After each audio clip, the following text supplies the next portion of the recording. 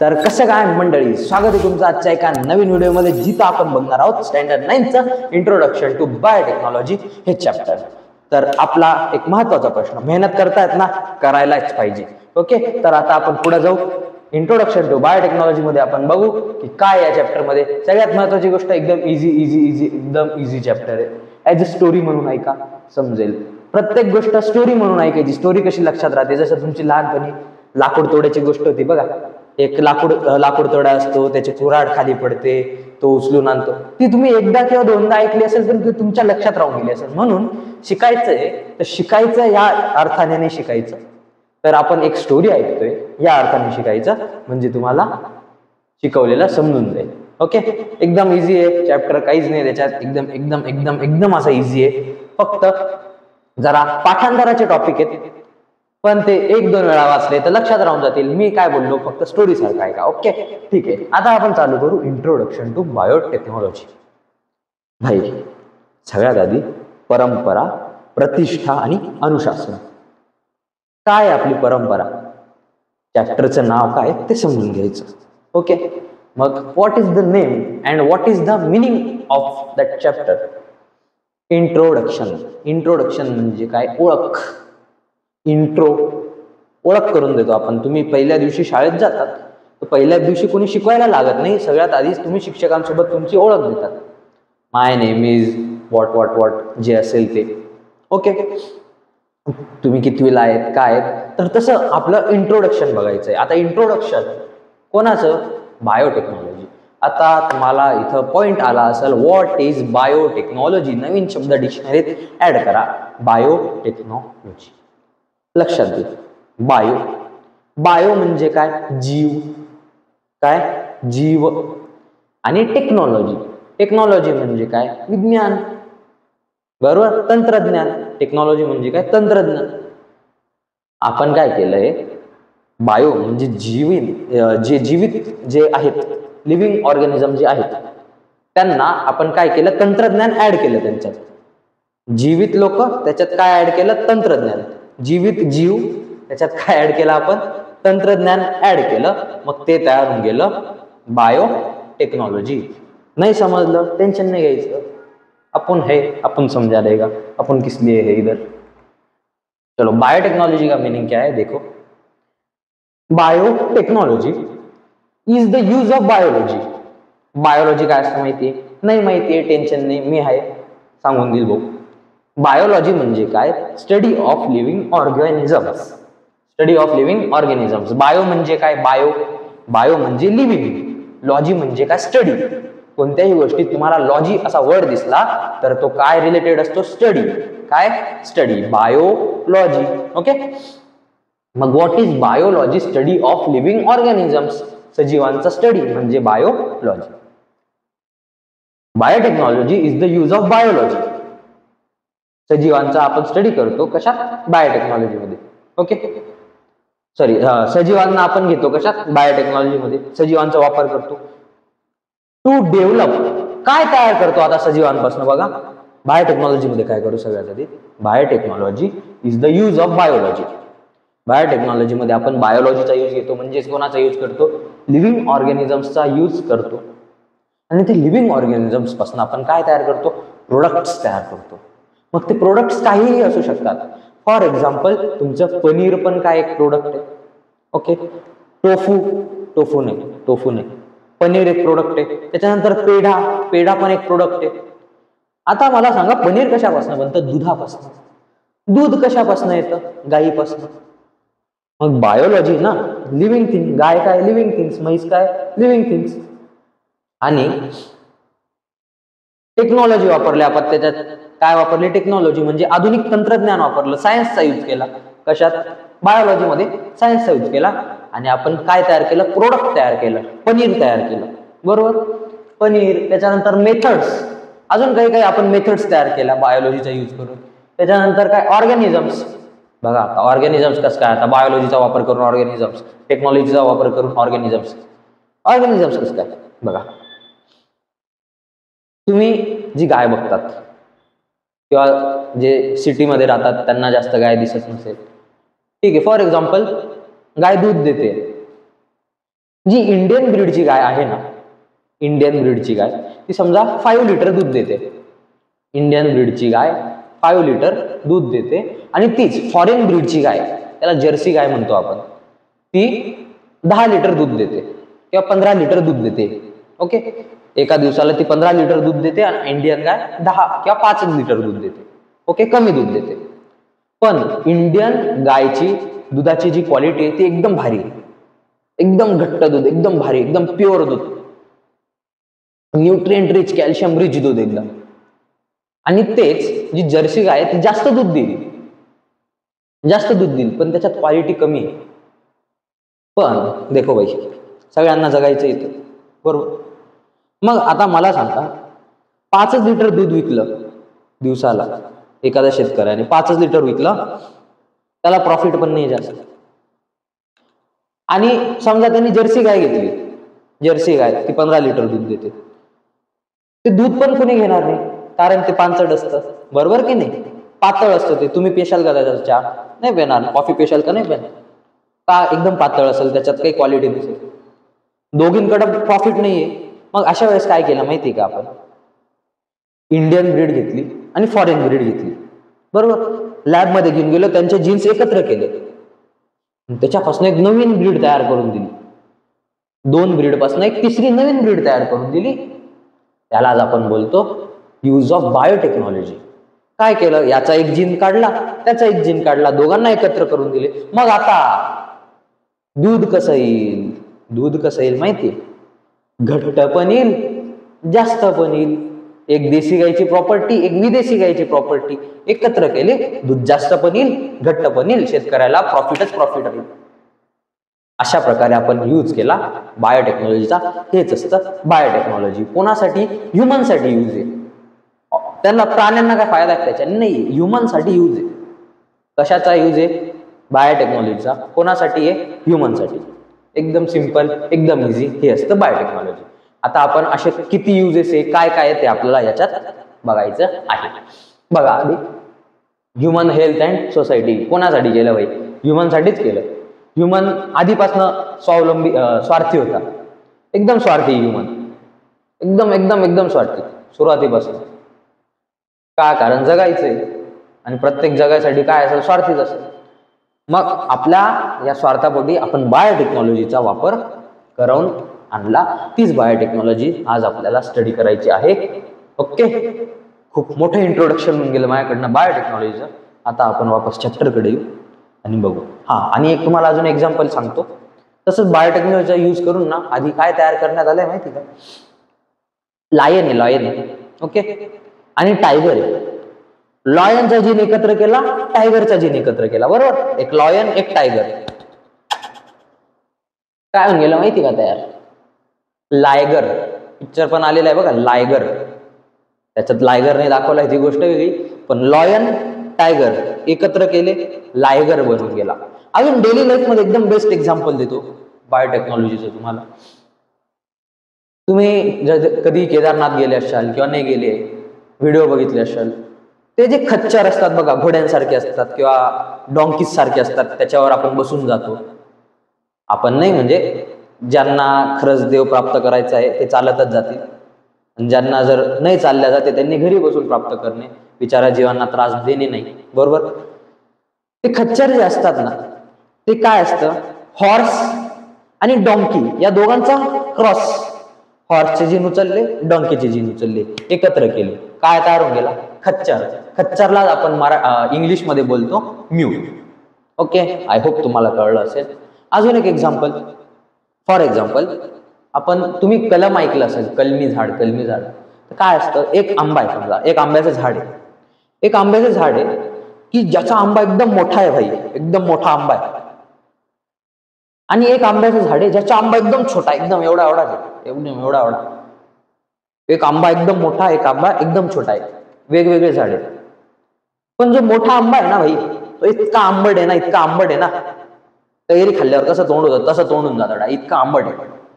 आणि जो एक छोटासा आंबा आहे, इतका गोड आहे ना भाई, इतका गोड ना, मजाक नाही, इतका गोड. सेम कंडिशन, दूध सारखीच कंडिशन. कमी देते पण चांगलं देते, जास्त देते पण एवढं चांगलं येत नाही. तसंच मोठा आहे आंबा पण आंबट आहे, छोटा आहे आंबा पण गोड आहे.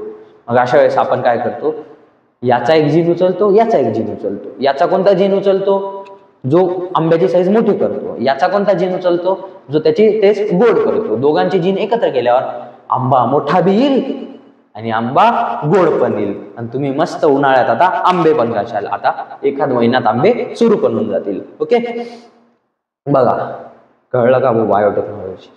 कळलं असेल, नाही कळलं तर वापस मागं जाय आणि वापस बघ. मला तरी वाटतं कळलं असेल तर आपण पुढे जाऊ.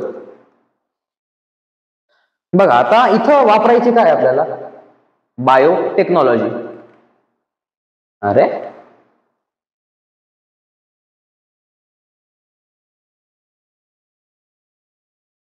हा, इथं वापरायची काय आपल्याला, बायोटेक्नॉलॉजी.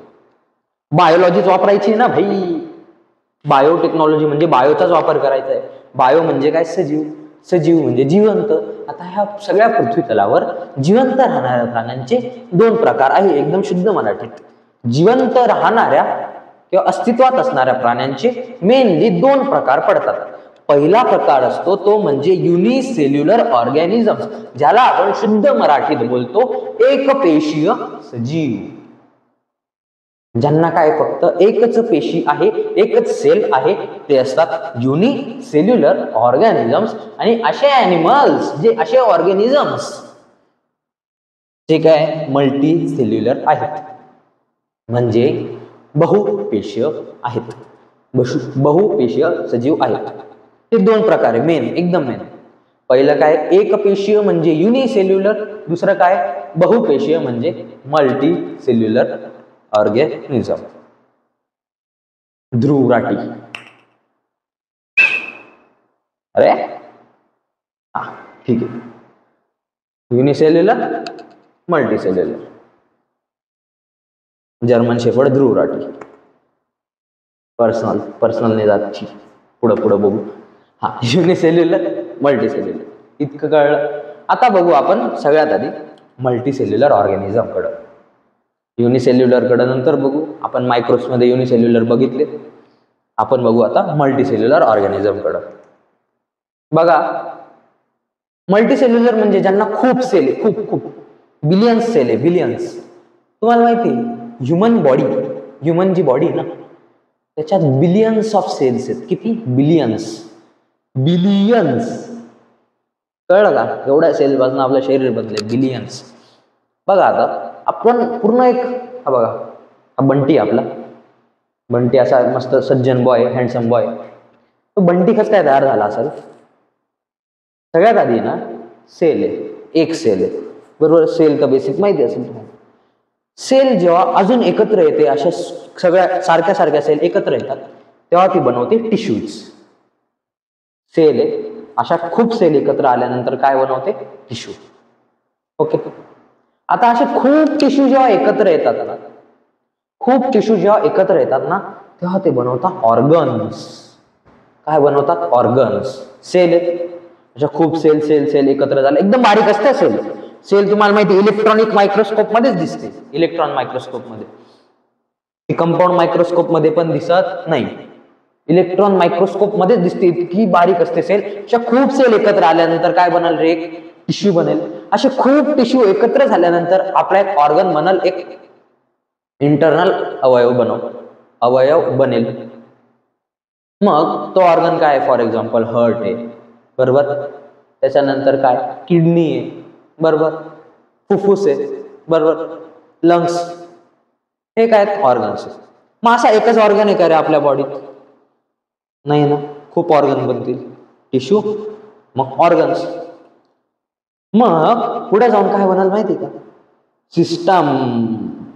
इल्विश भाईवाला सिस्टम नाही, ऑर्गन सिस्टम. काय बनल, organ system. What is organ system?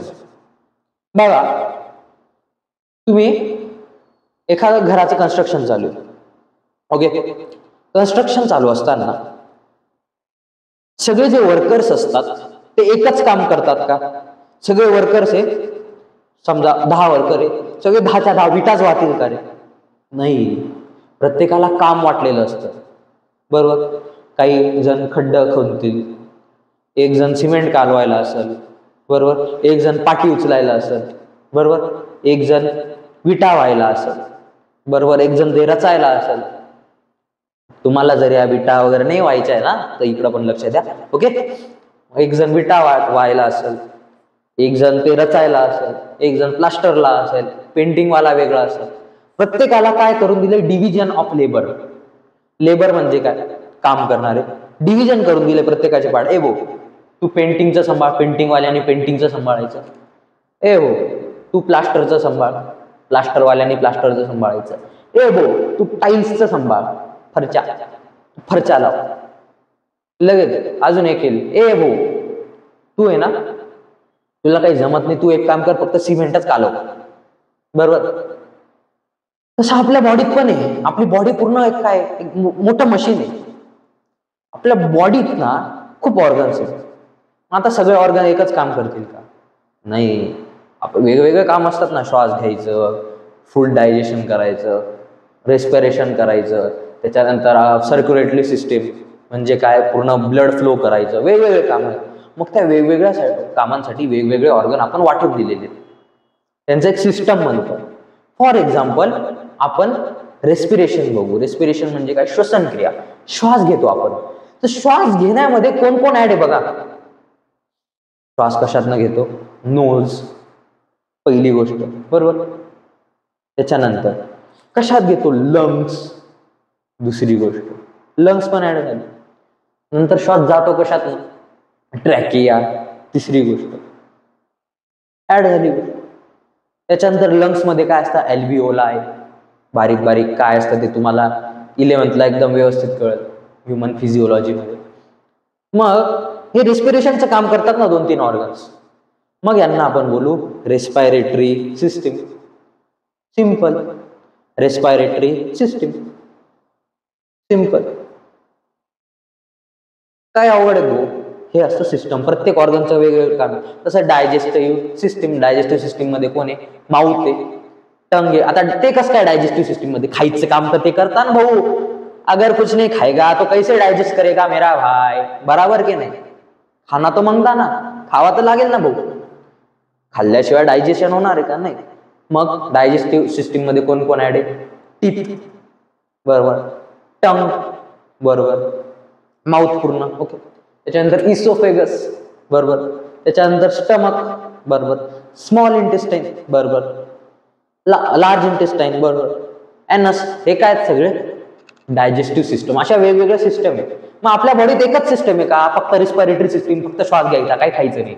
धूप, जादू जैसा सिर्फ धूप से जगेंगे क्या? नाही ना भाऊ. रेस्पिरेशन पण करावं लागेल, डायजेशन पण करावं लागेल, एक्सक्रिशन पण करावं लागेल, सर्क्युलेशन पण करावं लागेल. सगळं करावं लागेल ना. मग अशा सगळ्या सिस्टम जेव्हा एकत्र बनतात, एकत्र होतात, तेव्हा आपला बनतो एक बंटी, म्हणजे एक ऑर्गॅनिझम. कळलं? कळायलाच पाहिजे. चलो आगे जाके देखेंगे.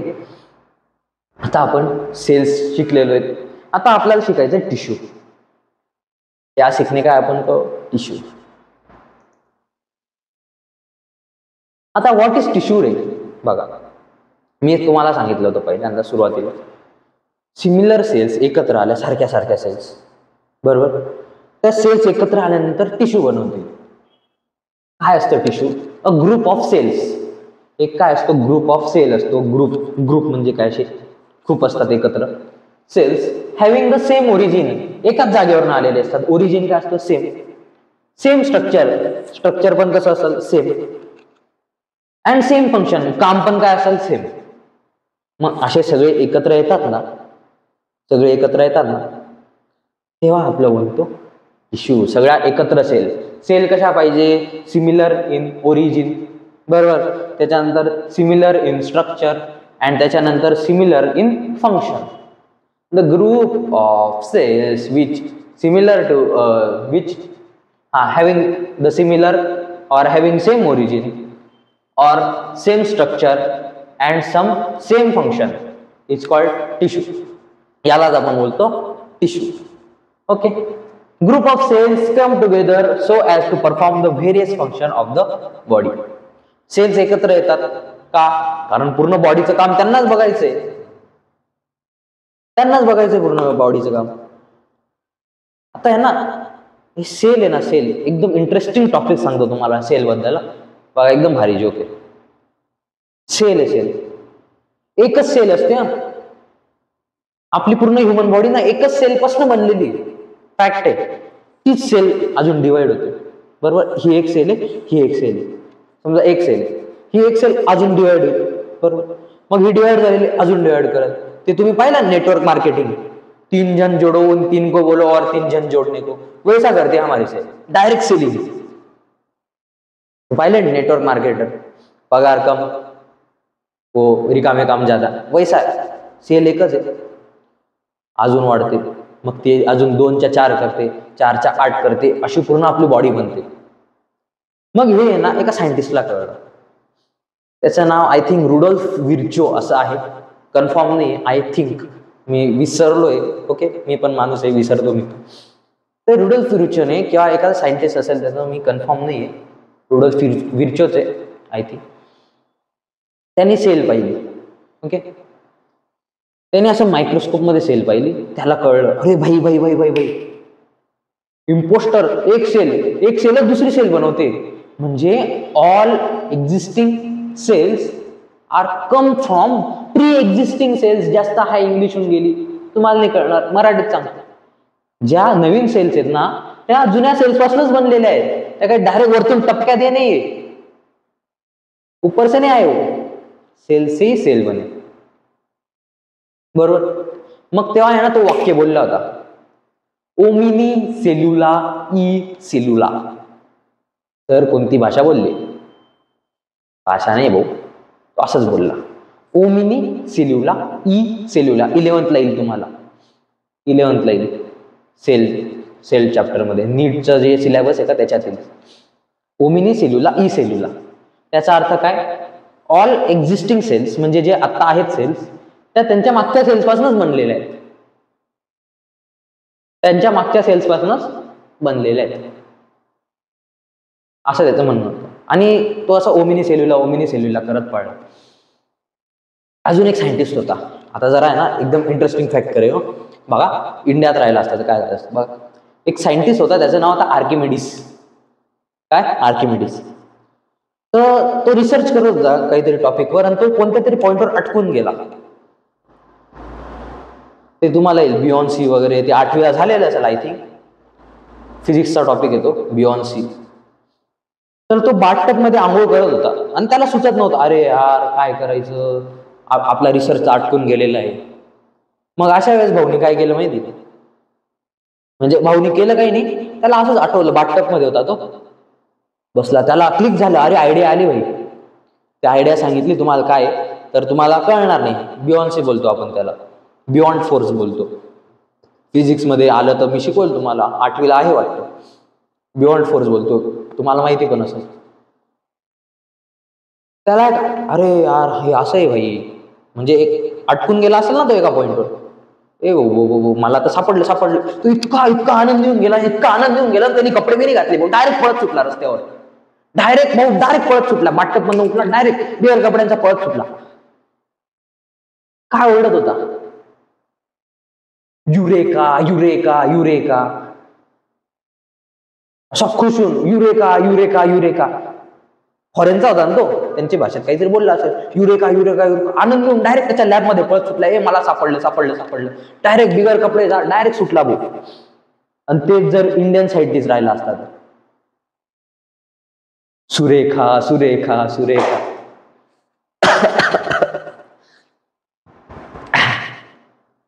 इंडिया आहे भाऊ, असंच असतं. ओके, चला आपण कुठून सुरेखावर पोचून गेलो, आपण वापस आपल्या टॉपिकवर येऊ, टिश्यूवर.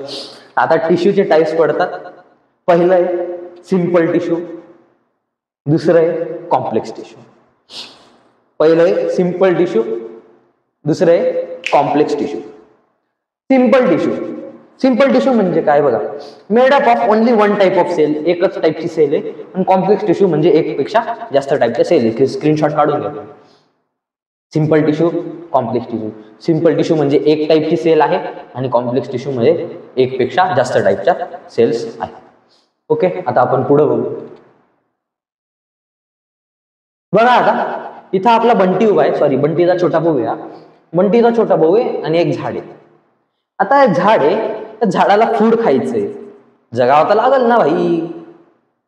आज खाएगा नहीं, आज कमाएगा तो कल खाएगा मेरा भाई, अगर कल नहीं खाएगा तो परसों कैसे जगेगा मेरा भाई. जगने के लिए म्हणजे जगायसाठी खावा तर लागतं ना भाऊ. झाडे झाडाला पण खावा तर लागल ना भाऊ. मग झाडाला इकडं तिकडं आपल्यासारखं दर दर भटकावं लागतं का भाई, खाणे को दे दू, काम करावं लागतात का? नाही. त्याचे रूट्सच पाणी घेतात, त्याचे लिव्स सनलाईट घेतात आणि जगतात. पण तसं बंटीच्या छोट्या भावाचं आयुष्य आहे का? नाही. बंटीच्या छोट्या भावाला काय वाटतं, मम्मीने मला खाऊ घालायला यायला पाहिजे, तेव्हा तो मोठा झाला तर बंटीला कामाला जावं लागल. बंटी जर शिकला नाही तर त्याला विटा उचलाव्या लागतील, बरोबर. मग बंटीचं म्हणणं काय, भाऊ मला इकडे तिकडे खायला जावं लागतं, इकडे तिकडे मुवमेंट करावं लागते. तसं झाडाला मुवमेंट करावं लागते का? नाही करावं. झाडाचं काम एकाच जागेवर आहे, बंटीचं काम इकडे तिकडे आहे. बंटी आपला कष्टाळू माणूस आहे, खूप कष्ट करतो तो लहानपणापासून. मग बंटीचे टिश्यू वेगळे असतील, बंटीचे सेल्स पण वेगळे असतील, प्लांटचे सेल वेगळे असतील आणि प्लांटचे टिश्यू पण वेगळे असतील, कारण कामच वेगवेगळे दोघांचं. एक आयत्या जागेवर सगळं भेटतंय, पण विचारा बंटीच्या भावाला कष्ट करावं लागतात. मग अशा कंडिशन मध्ये आपण सगळ्यात आधी स्टडी करणारे हा प्लांट आहे आणि हा ॲनिमल आहे. वेगवेगळे टिश्यूज असतील ना सिंपल, तर आधी आपण स्टडी करून घेऊ विचारा बंटीच्या भावाचा, म्हणजेच हा काय ॲनिमल आहे. ह्युमन जरी झालं पण ह्युमन पण एक ॲनिमल आहे ना. मग आपण स्टडी करणार आहोत आता ॲनिमल टिश्यू. काय स्टडी करने का है? Animal tissue. कोई इश्यू नहीं है ना भाई? इश्यू होगा तो कमेंट में कमेंट कर दीजिएगा. ओके. एनिमल टिश्यू देखो, they are classified into different types. Animal tissue आहे ना वेगवेगळ्या टाइप मध्ये क्लासिफाय केलेले.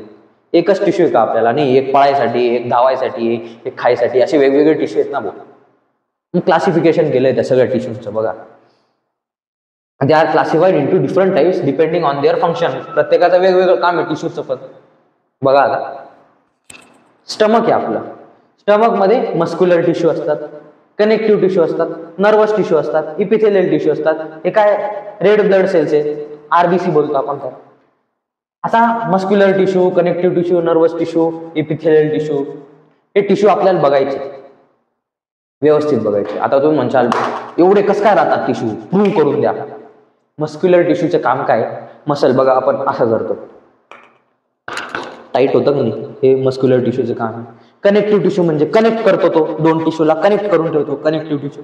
नर्वस टिश्यू, तुम्हाला असं पोटात जोरात बुक्का मारला कोणी, ए भाई एकदम जोरात बुक्का मारला, दुखल ना, कारण ते नर्व्स असतात तिथं. ते नर्व्स तुमच्या ब्रेन पर्यंत सिग्नल पोहोचवतील आणि वापस एक इमिडिएट ऍक्शन येईल, भाई याला भी कुट तू, उसने तुझे कुटा तू उसको कुट दे, बदला लेंगे, सिस्टम है भाई. नर्वस टिश्यू ते काम करतात. रक्त पण तर असेल ना भाऊ, आरबीसी. ओके. ब्लड मध्ये काय असतात? RBC, red blood cells. रक्त कसं असतं? लाल. आणि हिमोग्लोबिन पण असतं, त्याच्यामुळे पण लाल असतं रक्त. अरे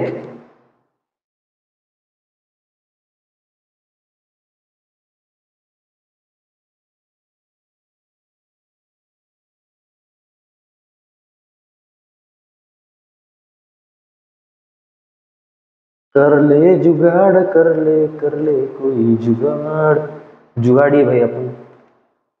देखो कैसा लाइट बंद चालू हो रहा. हाँ जुगाड़ है सर. चल. हा त्याच्यानंतर इपिथेलियल टिश्यू. इपिथेलियल टिश्यू म्हणजे सरफेसवरचा. आपण एक एक स्टडी करणार आहे, नाही समजला ना टेन्शन नाही घ्यायचं. एकेकाला असं वेगवेगळं करून पाहणार आहे आपण. तो रूल पाहिला होता मी, तुम्हाला सांगितला होता इंग्रजांचा रूल, फोडा आणि राज्य करा, डिवाइड अँड रूल. एवढे टिश्यू एक साथ नाही समजता येते भाऊ, काही टेन्शन नाही. आपल्याकडे खूप टाइम आहे, खूप दिवस आहे आपल्याकडे. कमी दिवस राहिले, मार्च मध्ये पेपर आहे तुमचे, लक्ष द्या. हळूहळू करू पण पूर्ण सिलेबस करू. हे बघा मी तुम्हाला नाइन्थच्या दृष्टिकोनाने नाही शिकवते, मी तुम्हाला फ्युचरच्या दृष्टिकोनातून शिकवतोय. तुम्हाला असं वाटत असेल हा भाऊ जास्त एक्स्ट्रा शिकवू राहिला, ए भाऊ मला शिकवायचंच आहे, कारण मला माहिती आहे आजची जी एज्युकेशनल फील्ड होऊन गेलेली नाही की डेंजर होऊन गेलेली आहे भाऊ. एकदम वर वर वर वर तुमच्या शाळेत एकदम आहे भाऊ, एक ओळ वाचायची ट्रान्सलेट करायची जाऊ द्यायचं भाऊ. बघा 99% स्कूलमध्ये तसंच होतं आणि 99% क्लासेसमध्ये तसंच होतं, एक्सेप्ट आमच्यासारखे क्लासेस. आमच्यासारखे पण लोक आहेत भाऊ आयुष्यात अजून पृथ्वीवर उरलेले. कलियुग जरी असला तरी आमच्यासारखे आहेत अजून. ओके ओके अलग सर मी अरे अलग सर सोबत कंपॅरिझन होऊन गेलं आपलं, टेन्शन नको. अलग सर माहिती आहे ना, इन्स्पिरेशन माझी अलग Pande. Okay depending on their function आपण वेगवेगळे काय बघू, आपण त्याचे टाइप्स बघू. सगळ्यात आधी आपण बघू इपिथेलियल टिश्यू. भाऊ नको करू असं. अरे हा epithelial tissue, epithelial tissue. EP म्हणजे काय, वर, टिश्यू वरचा टिश्यू, सरफेसवर असतो टिश्यू. बघू एक एक करून आपण बघू. काम काय त्याचं, protective coverings in the animal body are called epithelial tissue. प्रोटेक्शनचं काम करतं इपिथेलियल टिश्यू. काय करायचं काम करतं, प्रोटेक्शन. आपली स्किन आहे ही कोणता टिश्यू आहे, इपिथेलियल टिश्यू आहे. बघा आपल्याला अशी जिवाळी लागते, असं कातडी निघते बघा. आता कातडी जर आपण काढली अशी जोरात आग होते, तिथं काही जरी पडलं तरी आग होते जेवताना वगैरे. मग ही वरची लेअर किती इम्पॉर्टंट आहे आपल्याला, बरोबर की नाही. मग प्रोटेक्शन आहे ना याच्यामुळं, त्यालाच आपण बोलतो इपिथेलियल टिश्यू. म्हणजे काय करते ती, प्रोटेक्टिव्ह कव्हरिंग करते पूर्ण बॉडीवर. प्लास्टिक आहे असं समजून घ्या. प्लास्टिक काय काम करतं, प्रोटेक्शनचं. Cells in this tissue are closely packed and form continuous layers. बघा हे काय टिश्यू आहे हा, इपिथेलियल टिश्यू. याच्या आपण सेल्स बघा, ही एक सेल, ही एक सेल, अशा खूप सेल एकत्र येऊन टिश्यू बनतं ना. आणि यांच्या जे टिश्यूच्या जे सेल्स आहेत, या जे सेल्स आहेत त्या क्लोजली पॅक्ड आहे. बघा गॅप सुटतोय का यांच्यात, नाही एकदम क्लोजली पॅक्ड आहे. आता क्लोजली पॅक्ड काय, समजा पाणी पडलं आपल्या हातावर तर ते लगेच स्किन मध्ये घुसून जातं का, नाही. जर त्या सेलमध्ये गॅप राहिला असता तर लगेच घुसून गेला असतं, लगेच पाणी घुसून गेलं असतं. पण नाही, त्याचं काम प्रोटेक्शन करायचं आहे ना, मग ते पॅक्ड एकदम जवळ पॅक्ड आहे. पाणी बी नाही जाऊ देत लवकर मध्ये, बरोबर, एकदम पॅक्ड आहेत ते. Any material that enters the body first encounters epithelial tissue. भाई टोल नाका आहे आपल्या बॉडीचा, इपिथेलियल टिश्यू काय टोल नाका. कोणीही आत यायच्या आधी सगळ्यात आधी उसकी परमिशन लेनी पडेगी. सिक्युरिटी गार्ड कोण आहे रे भाई, पाणी आहे का, ये आतमध्ये, लगेच नाही होऊ देत. खूप असं वेळ आपण पाण्यात राहिलो तर आतमध्ये जातं पाणी, लगेच नाही येत. ओके मग हे काम कोण करतं, इपिथेलियल टिश्यू. सगळ्यात आधी कोणाला काउंटर करतो आपण, सगळ्यात आधी कोणाला काउंटर होतं, इपिथेलियल टिश्यूला. प्रोटेक्शन आहे ना, ते प्रोटेक्शनचं काम करतं. Cells of epithelial tissue are separated from the cells of the other underlying tissue by fibrous membrane. हे बघा स्किन आहे, ही काय इपिथेलियल टिश्यू. हे इपिथेलियल टिश्यूच्या सेल्स वेगळ्या असतात आणि त्याच्या पण खाली कोणता टिश्यू असेल ना, आपण बघितले एवढे 4-5 टाईपचे टिश्यू, त्याच्या पण खाली एक टिश्यू असतात. पण प्रत्येक टिश्यू खाली टिश्यू राहत नाही, त्याला आहे ना असं जरासं गॅपने असं वेगळं केलेलं असतं. तर गॅप असतो दोघांमध्ये, तर गॅप आहे, गॅपमध्ये काहीतरी भरायला पाहिजे ना भाऊ. 2 विटा ठेवलेल्या आहे, 2 विटा एकावर एक नाही ठेवणार, मध्ये सिमेंट टाकू ना आपण. तर ते सिमेंटचं काम कोण करल, एक मेम्ब्रेन असते फायबरस, त्याला आपण बोलतो बेसमेंट मेम्ब्रेन. कोणती मेम्ब्रेन, बेसमेंट मेम्ब्रेन. एक टिश्यूची लेअर आहे, त्याच्यावर बेसमेंट मेम्ब्रेन आहे आणि त्याच्यावर दुसऱ्या टिश्यूची लेअर आहे, एकावर एक असतात. ओके त्याला आपण बोलतो फायबरस मेम्ब्रेन, म्हणजे बेसमेंट मेम्ब्रेन बोलतो. बघा हे दिसत असेल, ही पूर्ण एक टिश्यू आहे इपिथेलियल टिश्यू, त्याच्या खाली एक दुसरा टिश्यू आहे आणि ब्ल्यू कलरची जी दिसते का एक लेअर, त्याला आपण बोलतो बेसमेंट मेम्ब्रेन. एक लेअर असते जी 2 टिश्यूला सेपरेट करायचं काम करते, भिंत सारखी असते. The skin mucus layer of the mouth cavity. आता कुठे असते बघा इपिथेलियल टिश्यू, कुठे असते, सगळ्यात आधी skin, epithelial tissue. Mucus layer म्हणजे आपलं जे माउथचे जे पूर्ण आहेत का आतून, ते काय इपिथेलियल टिश्यू. त्याच्यानंतर inner surface of blood vessels. Blood वेसलच्या ज्या आतल्या सरफेस असतात, ही समजा ब्लड वेसल आहे, ही पूर्ण आतली सरफेस आहे का, ती कशाची, इपिथेलियल टिश्यूची.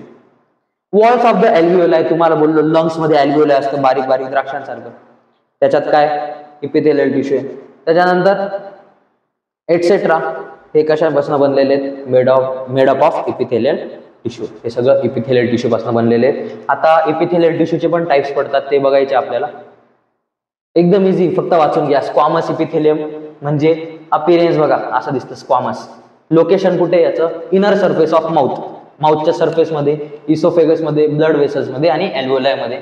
स्ट्रक्चर कसं आहे, थिन आहे, बारीक आहे, स्मॉल आहे, छोटे आहे, फ्लॅट आहे, चिप्पट आहे. Semi permeable membrane. Semi permeable म्हणजे काय, ते काहीच वस्तूंना आत येऊ दिले, ज्या आपल्या कामाच्या आहेत, बिगर कामाच्या वस्तूंना आत येऊ देणार नाही. Semi permeable. फंक्शन काय, सिलेक्टिव्ह ट्रान्सपोर्ट ऑफ सबस्टन्सेस. हो, प्रत्येकाने आत यायचं काम नाही, जे कामाचं आहे त्यांना आत येऊ द्यायचं. मग नंतर स्ट्रॅटिफाईड इपिथेलियम. स्ट्रॅटिफाईड इपिथेलियम कुठे आहे, आउटर लेअर ऑफ स्किन. आपली स्किनची जी आउटर लेअर आहे ती. Structure many layers of cells. अशा खूप अशा लेअर्स असतात सेल्सच्या बघा, खूप खूप खूप लेअर आहे, बरोबर. फंक्शन काय, prevention of wearing organs.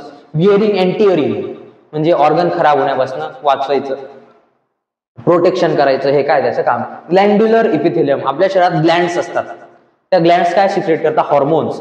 What is hormones, तुम्हाला जे काही पण मूड स्विंग्स येतात ना मध्येच अभ्यास करायचा, म्हणजे मोटिवेट होऊन जातात, बरोबर की नाही. हे सगळं मूड स्विंग्सचं काम कोण करतं, हॉर्मोन्स करतो. मध्येच एकदम बोर होतं, मध्येच एकदम एनर्जेटिक वाटतं, मध्येच एकदम उत्साही होऊन जातात, मध्येच एकदम डिप्रेस्ड होऊन जातात. हे सगळा हॉर्मोन्सचा खेळ.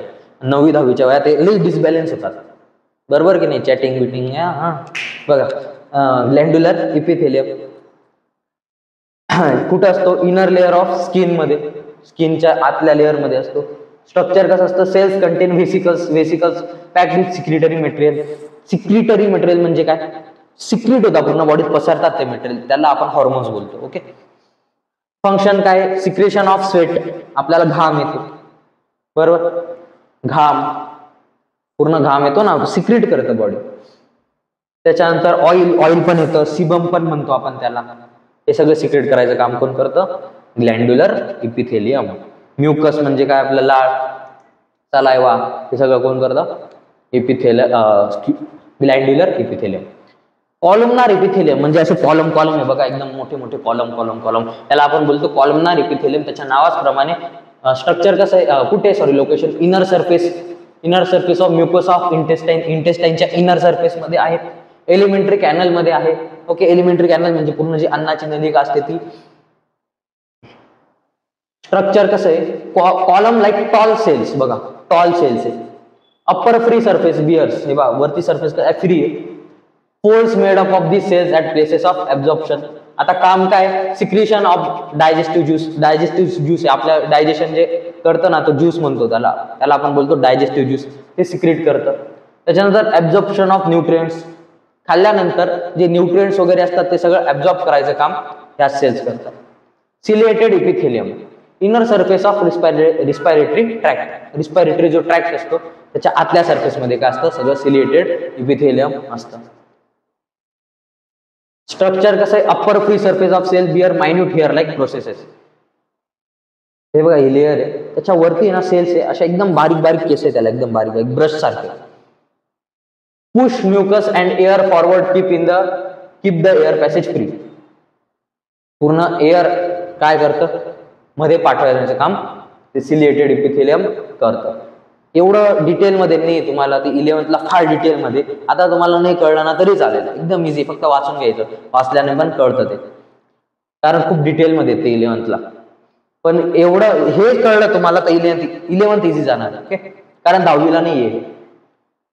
नंतर क्युबॉइडल इपिथेलियम. क्युबॉइडल बघा, त्या सेल्स क्यूब सारखे आहेत बघा, दिसताय का, क्यूब सारखे, म्हणून त्या काय क्युबॉइडल इपिथेलियम.